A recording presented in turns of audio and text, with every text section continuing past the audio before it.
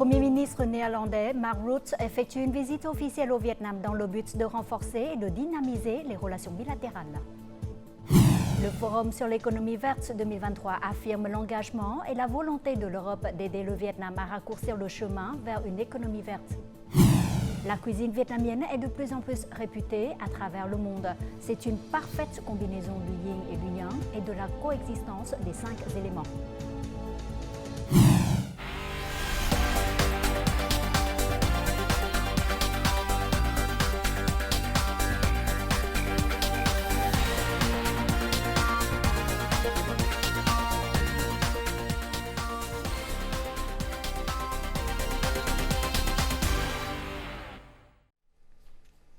Mesdames et messieurs, bonjour, bienvenue au journal francophone. Le secrétaire général du parti Nguyễn Phú Trọng a rencontré ce matin à Hanoï une délégation de personnes exemplaires dans le mouvement étudier et suivre la pensée, la moralité et le style du président Ho Chi Minh en 2023. Il s'agit des personnes et des représentants des collectifs ayant de bons modèles et des manières créatives dans ce mouvement, apportant des résultats pratiques dans divers domaines, dont l'économie, la culture, la défense et la sécurité. Au nom du parti et de l'État, le secrétaire général Nguyễn Phú Trọng a félicité les délégués, rappelant la préconisation du parti depuis 2006 sur l'organisation d'un large mouvement pour étudier et suivre l'exemple du président Ho Chi Minh. Au cours des 4 années précédentes, 102 collectifs et particuliers exemplaires dans ce mouvement ont été récompensés. Pour cette année 2023, il y en a 67.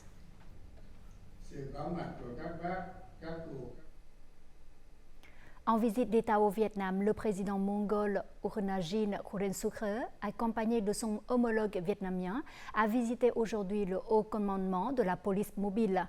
Les deux dirigeants ont assisté à une présentation des tactiques de la police spéciale, de la police mobile et de la police mobile de cavalerie. La police à cavalerie, créée sous le haut commandement de la force de police mobile en 2020, est chargée de former et d'utiliser les chevaux pour lutter contre la criminalité, ainsi que d'organiser la formation des policiers pour gérer, entraîner et utiliser les chevaux. Avec le soutien du ministère de la Sécurité publique et d'experts mongols, il a remporté de nombreux succès en matière d'entraînement et de combat.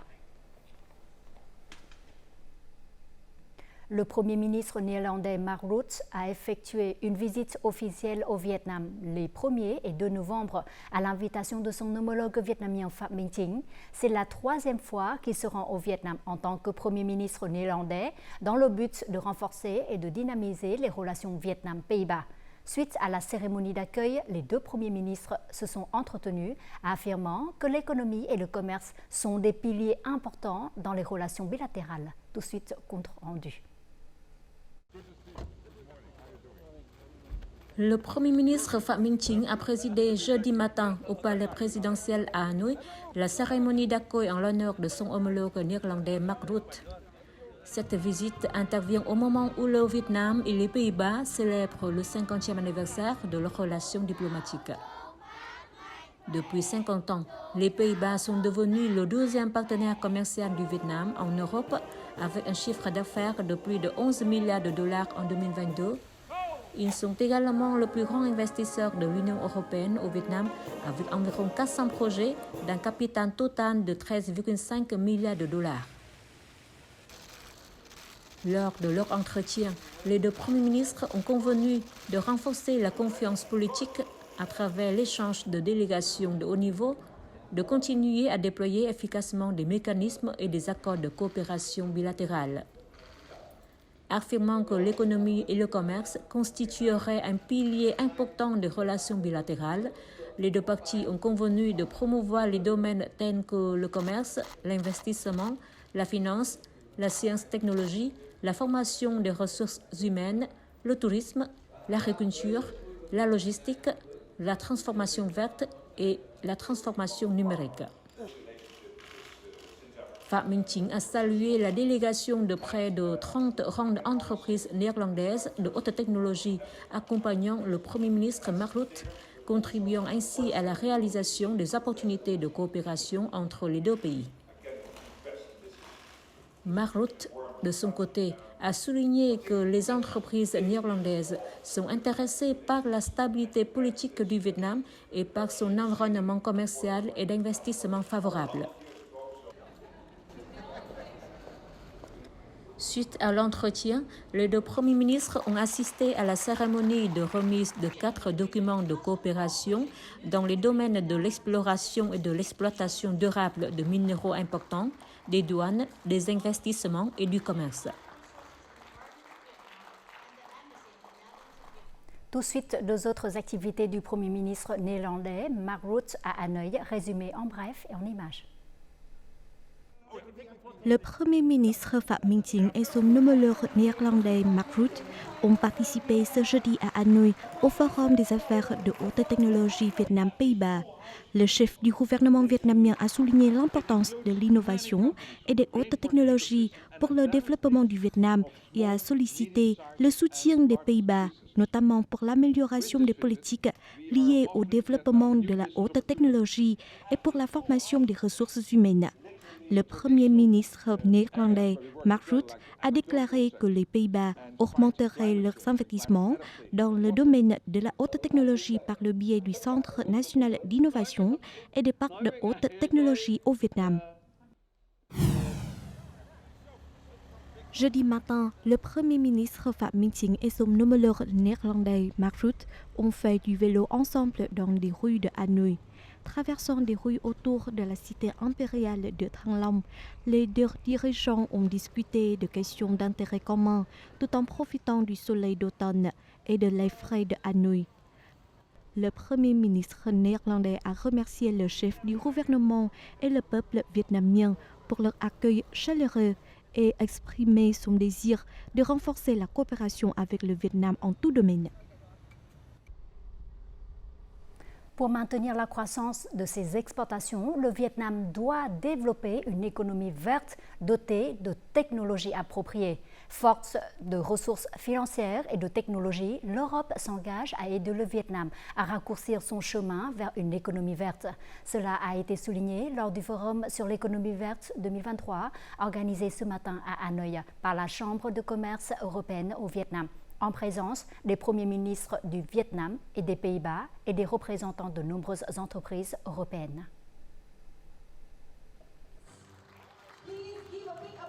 Lors du forum sur l'économie verte, le Premier ministre néerlandais et les délégués ont hautement apprécié l'engagement, les efforts et les solutions du Vietnam dans la transformation verte et le développement des énergies renouvelables et de l'hydrogène vert. Nous sommes présents à ce forum parce que nous pensons que la croissance verte est notre avenir commun et qu'ensemble, nous pouvons transformer nos aspirations en réalité, afin que le Vietnam puisse être à la hauteur de son nom de pays du dragon montant, une terre pleine d'opportunités. S'exprimant lors du forum, le Premier ministre Phạm Minh Chính a affirmé que le Vietnam soutenait fermement les stratégies, initiatives et politiques de l'Union européenne en matière de développement vert et que ces réglementations seront sérieusement mises en œuvre au Vietnam. Nous sommes un pays en développement, notre économie est en transition, il y a encore de nombreuses difficultés. C'est pourquoi nous espérons que lorsque nous nous conformerons aux réglementations de l'UE, nous recevrons son soutien en matière de perfectionnement d'institutions, de mécanismes et de politiques. Puis, le transfert des technologies et un soutien financier. Et ensuite, la formation des ressources humaines. Parallèlement à cela, nous comptons sur une prochaine approbation de l'accord de protection des investissements. Le Forum sur l'économie verte 2023 se tient un mois seulement avant la conférence des Nations Unies sur les changements climatiques, la COP28. Cet événement est considéré comme un symbole des efforts de coopération continue entre l'Europe et le Vietnam pour trouver des solutions durables conformément aux engagements climatiques. Nous croyons au potentiel du Vietnam et pensons qu'il doit raccourcir le chemin vers une économie verte. Il est temps d'avoir des actions plus concrètes. Ce forum vise à partager les solutions les plus efficaces. De plus, au nom des entreprises européennes au Vietnam, nous affirmons notre engagement et notre volonté de soutenir le Vietnam dans la réalisation de l'objectif de zéro émission nette. De nombreux grands investisseurs ont déclaré qu'ils étaient prêts à payer des prix plus élevés pour des produits utilisant de l'énergie verte. Si le gouvernement vietnamien parvient à garantir des mécanismes de contrat d'achat et de prélèvement direct d'électricité, ce sera l'opportunité de construire une industrie des énergies renouvelables sans avoir à trop dépendre des finances publiques. L'Union européenne travaille en étroite collaboration avec le gouvernement vietnamien dans le processus de transition verte. Ce forum sur l'économie verte contribuera à fournir au Vietnam les ressources nécessaires pour s'adapter aux normes mondiales en constante évolution.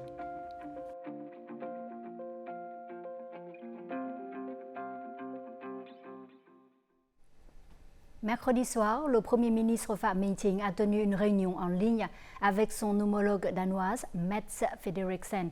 Les deux parties ont convenu de renforcer la coopération bilatérale à tous les niveaux et de se soutenir mutuellement au sein des forums multilatéraux. Phạm Minh Chính a exhorté les entreprises danoises à augmenter leurs investissements au Vietnam dans les domaines tels que les énergies renouvelables, l'industrie manufacturière, l'économie maritime et la croissance verte. Il a également demandé le soutien du Danemark pour lever le carton jaune imposé par la Commission européenne aux produits de la mer vietnamiens. À la suite de leur entretien, les deux premiers ministres ont signé une déclaration commune établissant un partenariat stratégique vert bilatéral. Ce partenariat devrait contribuer à faire des relations entre le Vietnam et le Danemark un modèle de coopération nord-sud pour atteindre les objectifs de réduction des gaz à effet de serre en vue d'atteindre la neutralité carbone d'ici 2050. Il y aura bientôt un vol direct entre le Vietnam et la Mongolie. La compagnie aérienne Vietjet a annoncé l'ouverture de ce vol lors du Forum des affaires Vietnam-Mongolie tenu ce matin à Hanoï, en présence du président mongol Khuren Shukher et du vice-premier ministre Trần Lưu Quang. Le vol sera disponible à partir du 15 décembre prochain, reliant la capitale Ulaanbaatar en Mongolie à la ville de Nha Trang au Vietnam, avec une fréquence de 2 allers-retours par semaine. Ce sera l'occasion de promouvoir l'investissement, le tourisme, la coopération culturelle et éducative entre le Vietnam et la Mongolie, qui viennent de signer un accord d'exemption de visa pour les citoyens des deux pays. Tout de suite, notre journal continue avec les taux de change et l'indice de la bourse du Vietnam.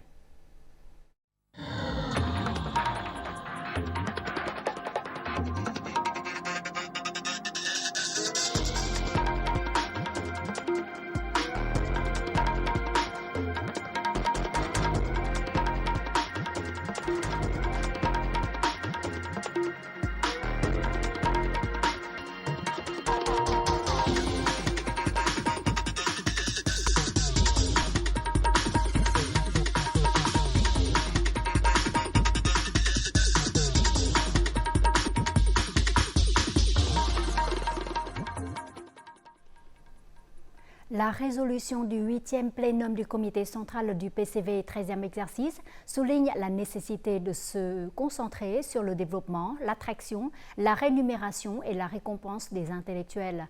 De nombreux intellectuels vietnamiens d'outre-mer travaillant au Vietnam et à l'étranger sont particulièrement intéressés par cette politique.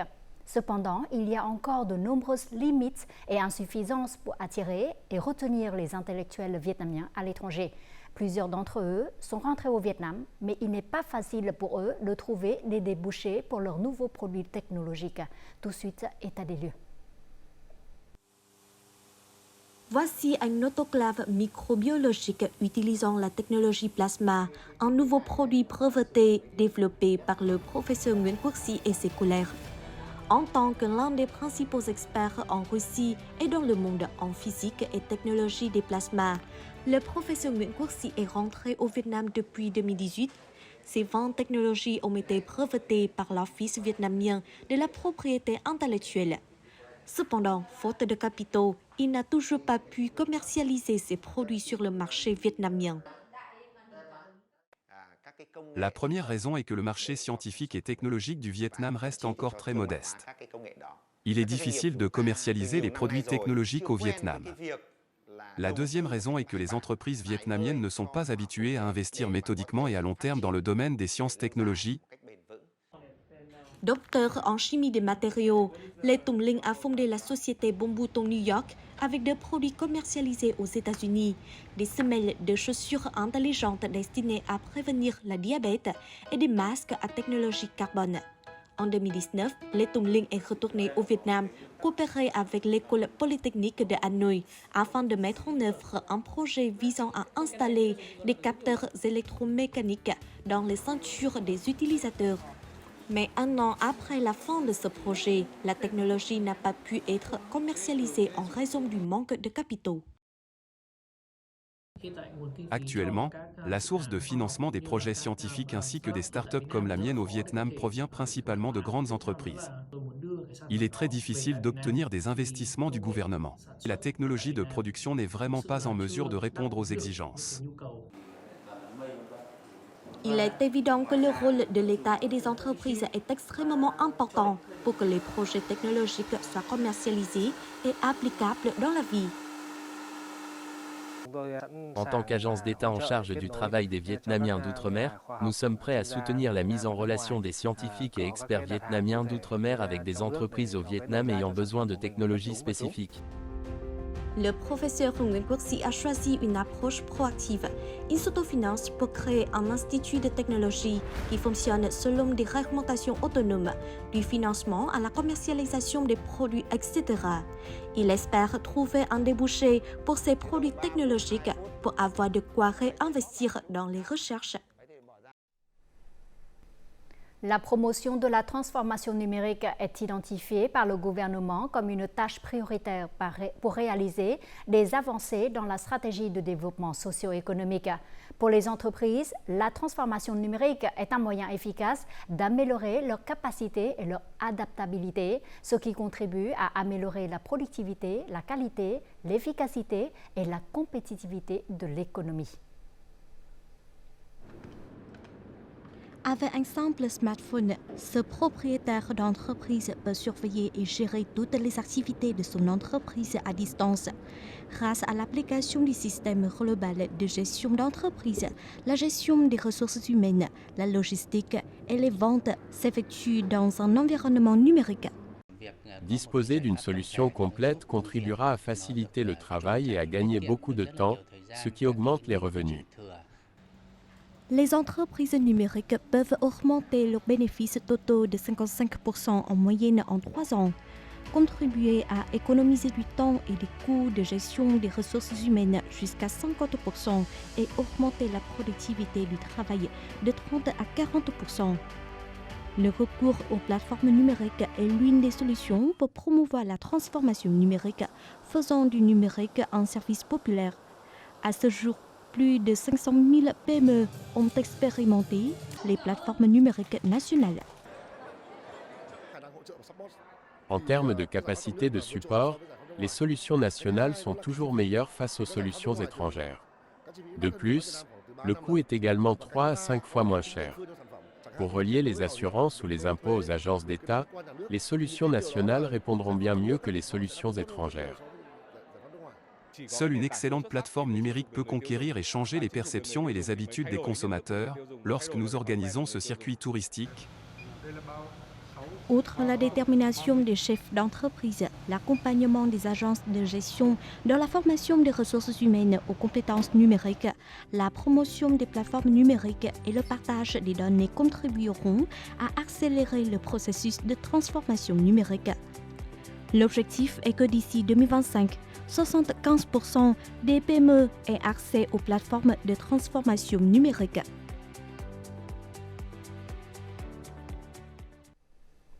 Située dans la province de Quảng Bình au centre, Tân Hóa est une commune entourée de montagnes calcaires et d'un système de grottes unique avec des identités culturelles particulières. C'est aussi l'une des communes les plus vulnérables aux inondations chaque année. Pour transformer ces défis en opportunités, les autorités et la population locale ont créé des produits touristiques adaptés aux conditions météorologiques. Grâce à cela, Tân Hóa est devenu aujourd'hui le meilleur village touristique au monde selon l'Organisation mondiale du tourisme. Depuis la mise en œuvre de l'initiative des maisons flottantes, les habitants du village de Tân Hóa se sont progressivement adaptés aux inondations, d'où l'idée de développement en tourisme adapté aux conditions climatiques défavorables est née. Les maisons flottantes sont désormais devenues des homestays capables d'accueillir les visiteurs même pendant la saison des crues. Par conséquent, ce modèle offre aux touristes l'occasion d'expérimenter la vie locale en saison des inondations et apporte des revenus stables aux habitants locaux.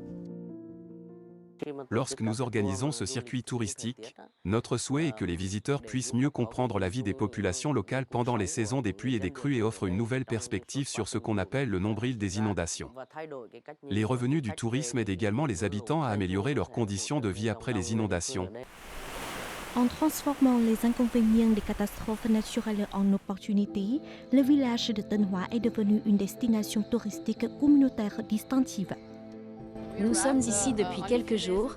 Nous avons participé à des visites de la forêt tropicale et à des explorations de grottes. C'est vraiment incroyable. Nous aimons nous promener dans ce village. Le paysage est magnifique et très différent des autres endroits où je suis allée.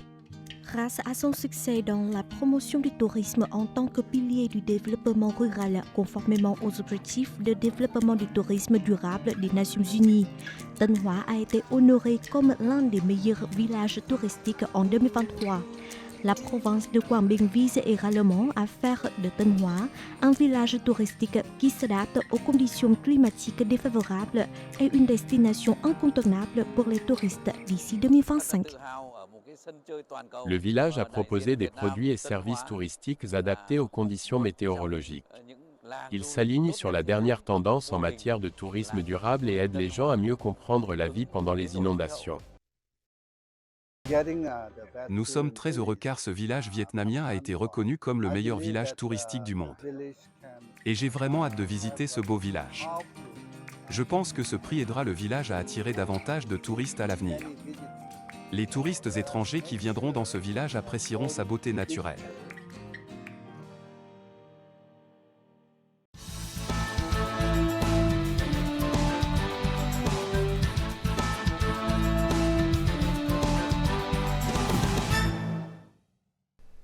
Située dans une région tropicale, chaude et humide toute l'année, la nature a doté le Vietnam de ressources alimentaires riches, diverses et rares.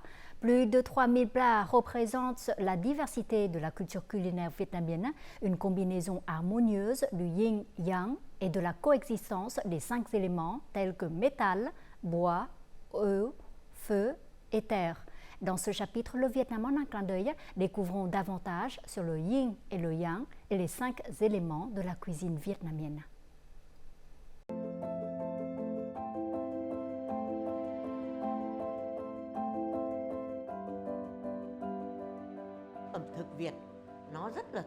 Chaque plat vietnamien contient la philosophie du yin et du yang et des 5 éléments. La cuisine vietnamienne est très délicate, chaque plat est équilibré. Dans la cuisine vietnamienne, des plats élaborés au plat simple comme le petit déjeuner, le déjeuner ou le dîner, tous contiennent le principe du yin-yang et des 5 éléments. Avant, nos ancêtres n'avaient pas de recherche scientifique, mais grâce à leur expérience, le yin et le yang ainsi que les 5 éléments ont été appliqués dans les repas quotidiens pour équilibrer le chaud et le froid et être bon pour la santé. Lorsque je cuisine, je fais toujours attention à l'équilibre nutritionnel. Autrefois, les anciens disaient que c'était l'équilibre du yin et du yang. Aujourd'hui, Madame Tuyết accueille un invité japonais. Il est le chef d'un restaurant japonais à Hanoï et souhaite en savoir plus sur le principe du yin et du yang et des 5 éléments dans la cuisine vietnamienne. Dans ce repas, j'équilibre les vitamines, le calcium et les protéines. Le poisson braisé est toujours accompagné de galanga et de gingembre pour équilibrer la froideur des fruits de mer. La cuisine japonaise fait aussi attention à l'équilibre du yin et du yang comme les 5 épices ou les 5 couleurs. Au menu d'aujourd'hui, j'ai vu une variété de plats bouillis et frits et de nombreuses couleurs. Lors de la cuisson, nous utilisons rarement des épices pour conserver le goût pur des ingrédients. Le Vietnam dispose d'une source très abondante d'ingrédients épicés, frais et délicieux, créant une saveur tout à fait unique. Les Vietnamiens accordent une attention particulière à la relation dialectique du yin et du yang, garantissant l'harmonie du yin et du yang dans la nourriture, l'équilibre du yin et du yang dans le corps et l'équilibre du yin et du yang entre l'homme et la nature. Ils ont des habitudes alimentaires adaptées au climat et aux saisons. Le Nord connaît 4 saisons distinctes. En été, nous devons manger des aliments frais comme des rouleaux de printemps ou des salades, mais en hiver, nous préférons les plats braisés et les ragoûts pour lutter contre le froid. La cuisine vietnamienne comporte de nombreuses méthodes de préparation différentes et présente également des caractéristiques saisonnières et régionales adaptées aux ingrédients locaux. Que ce soit au Vietnam ou au Japon, utiliser des ingrédients de saison est très important pour profiter de la fraîcheur des aliments. Je souhaite profiter du jeune riz vert et des fruits de saison du Vietnam pour les incorporer dans mes plats.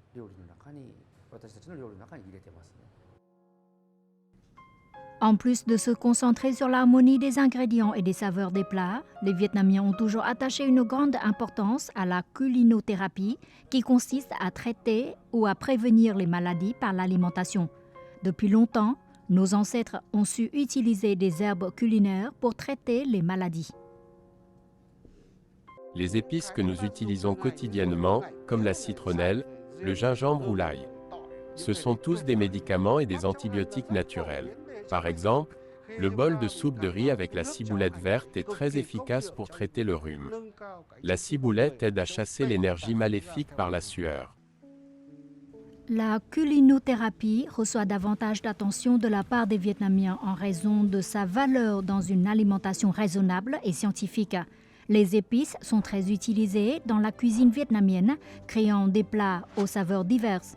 Grâce à l'utilisation d'ingrédients frais et une faible quantité de matières grasses, la cuisine vietnamienne est considérée comme l'une des cuisines les plus saines au monde. Les épices sont l'âme de la cuisine vietnamienne. Cela rend le plat délicat. J'en apprends davantage sur l'utilisation des herbes, car de nombreuses plantes sont utilisées comme herbes médicinales pour traiter les maladies. Aucun autre pays ne possède autant de types d'herbes que le Vietnam.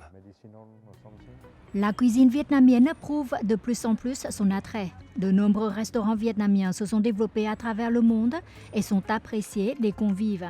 Elle est honorée à travers de nombreux prix et titres prestigieux. L'agence de presse CNN a élu le pho, le nem et le gỏi cuốn vietnamien parmi les 50 plats les plus délicieux au monde. Le magazine Lonely Planet classe le Vietnam comme l'une des destinations touristiques culinaires les plus expérimentées. J'aime beaucoup la façon dont la cuisine vietnamienne est assaisonnée avec un peu de piquant, un peu d'aigre doux. Vous combinez vraiment très bien les saveurs dans les plats. Basée sur le principe du yin-yang et les 5 éléments, prenant la nature comme base, la cuisine vietnamienne est diversifiée, attrayante et unique, s'imposant de plus en plus sur la carte culinaire mondiale et devenant une destination attractive pour les touristes internationaux. En fin du journal, voyons tout de suite les prévisions météo.